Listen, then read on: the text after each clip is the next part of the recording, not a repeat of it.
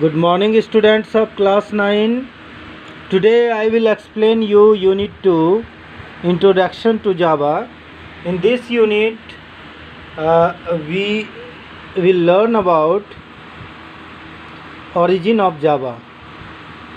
So Java is an pure object oriented programming system, and Java was developed by James Gosling.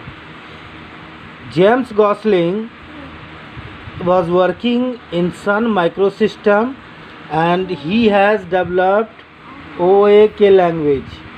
OAK named after the OAK tree outside Gosling's office, and he has given his office tree name OAK. And Java was developed in 1991, the Sun Microsystem. Okay, so Broomfield, Colorado, USA developed a complete language named Java as a part of the research work to develop software for consumer electronics. So James Gosling and his colleagues developed Java programming, and many features are inherited from C++. In Java programming, many features has been taken from C++. And this is the image of James Gosling. And now we will understand some features, basic features of Java programming. Java is object-oriented programming system, and second,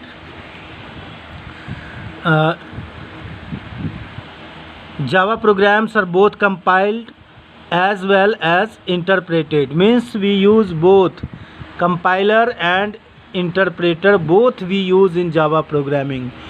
It can access data from a local system as well as from the internet.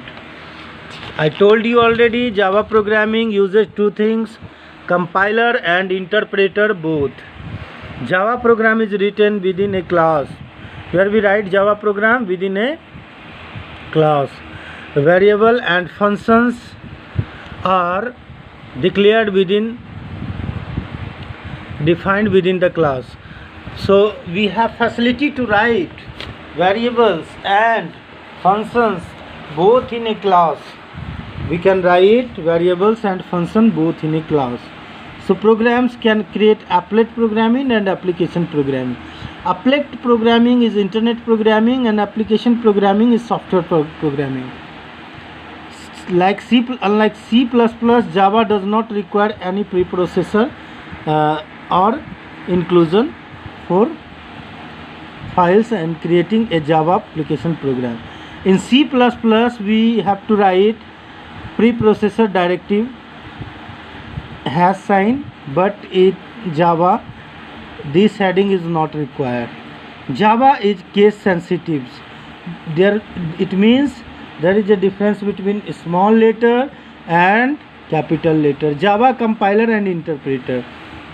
So as I told you, Java uses both interpreter and compiler both. So we understand the interpreter translates, compiler and interpreter are used for various computer languages. Each computer language uses either a compiler or interpreter. So here we will understand by this diagram Java source code and compiler. Okay, compiler translates Java program into bytecode, and interpreter gives to the instruction to the machine. And machine's operating system may be OS, Unix and Windows. In all type of operating system, Java program can run smoothly. So compiler translates Java program into bytecode, and interpreter receives and change into machine code. Java compiler is a software that converts the source code into an intermediate binary form called bytecode The bytecode is common binary form for the program and works irrespective of the machine on which it is to be executed. So in Java programming we use compiler as well interpreter. Compiler, this is Java source code, Java program which is received by compiler and translated into bytecode, and interpreter receives bytecodes and send to the operating system, and again vice versa action is taken by compiler and interpreter. Next is Java interpreter versus virtual machine, JVM. Java interpreter converts bytecode into machine code. It is also known as Java virtual machine.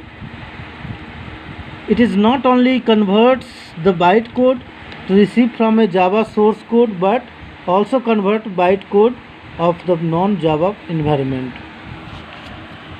So Java virtual machine and interpreter. So interpreter converts bytecode into machine understandable form, and it is also known as Java virtual machine. Now Java libraries in JDK 1.3.